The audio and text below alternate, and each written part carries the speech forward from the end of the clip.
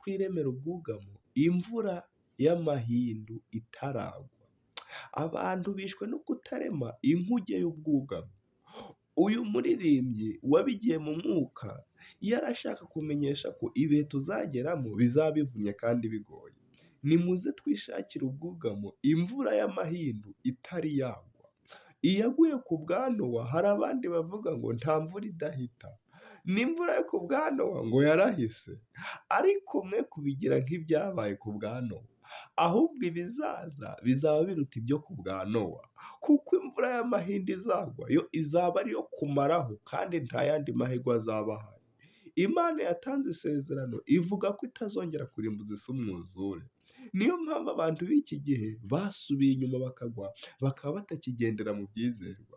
Ariko wowe mwene data, reka nkusabire ngo ntukave nk'abantu b'iki gihe, ahubwo wuzure ubuntu bw'umwami bukuyobora ibihe byose.